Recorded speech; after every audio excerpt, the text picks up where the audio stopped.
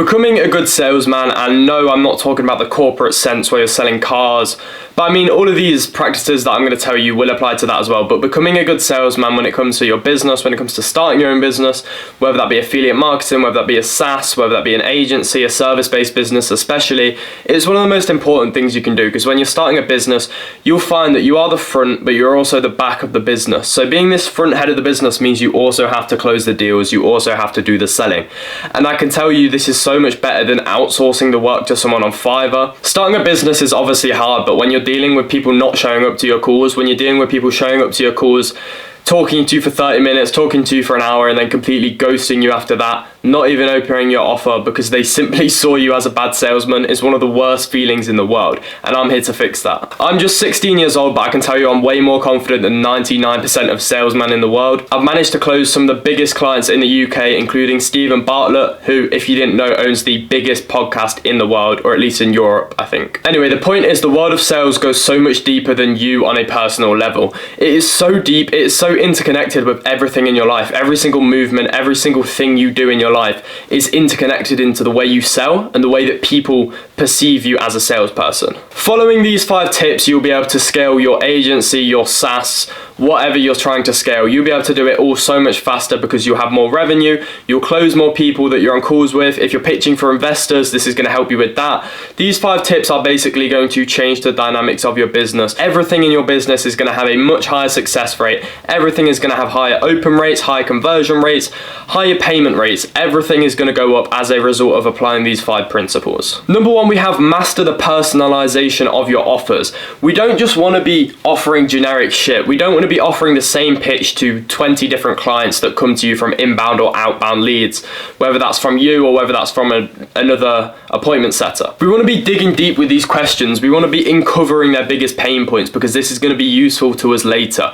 We need to kind of relate the services to some kind of emotion, some kind of need that the client has for this service, because on plain paper, a website is pretty fucking boring. At therapy, therapists try to understand their clients because it's obviously going to make them stay for longer and it's going to help their client actually feel like this therapist makes a difference in their life. But really, they're just getting understood and they're not getting listened to. They're actually getting understood. Their information is actually being deciphered.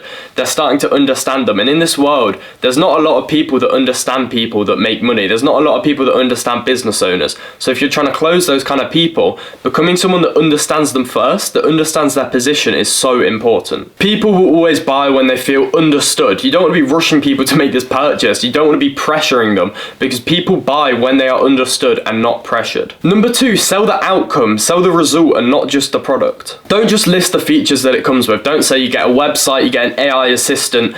List the benefits, list the emotional benefits, list the stress it's going to lift off their life. So for example, with an AI chatbot, that's saving them £2,000 a month, which is minimum wage, as a support worker. They don't need anyone manning their emails. They just have a chat box on their website and AI will handle it all for them for the cost of literally a ChatGPT subscription. Then for the website, you're not just selling a website, you're not selling a piece of code, you're selling the gateway to 20% higher conversions. You're selling the gateway to a successful e-commerce brand.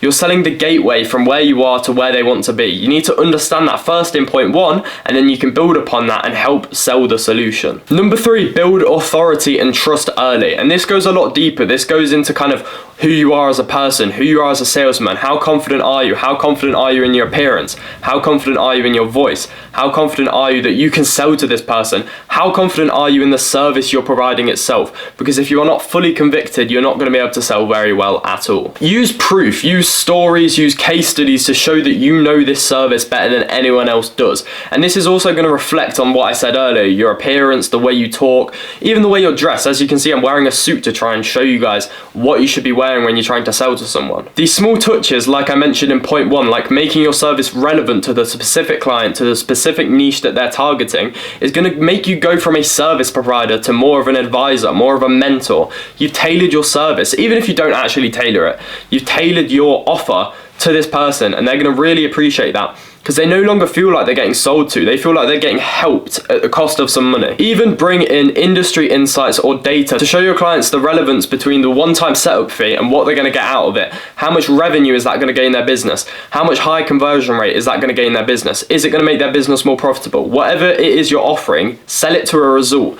Your client obviously wants to grow their business, but dig deep on these questions, dig deep on these pain points, find out what specifically they want and how your service is going to help that. Number 4, handle the objections before they even come out. I can promise you I've taken many sales calls in my time, and most clients have the exact same worries, the exact same queries, and the exact same things that they are stressing about before they buy your offer. So some common ones are price, timings, and trust. So for trust, you've got stuff like case studies, testimonials, client videos, all of this kind of stuff, client results that will basically help them know that your service is actually going to bring them the results that they want. Pricing, you don't want to shove this in their face. If they ask for it, you show them it. If not, you send it over in a file with some nice branding, and they can take a look themselves. Timings, business owners are obviously very busy, so you want to make it as appealing and as quick as possible. And bring these things up proactively. Don't stop the conversation. Just go like, most clients wonder how long these ads are going to take to set up. Normally they take around 2 weeks. This lets your client know that you've dealt with other people's questions before. You've dealt with other clients before and you've helped solve their questions, so they know you can solve theirs as well. Anticipation beats the reaction. Number 5, close with confidence, clarity, and conviction. Don't leave the details or the deals vague. Make sure they know where their next step is. I made this mistake a lot when I was younger. I didn't sign contracts, I didn't make anything clear, and it got me in a lot of almost legal trouble many times. A simple statement saying, shall we get your onboarding call set up next week so we can get you some results by next month?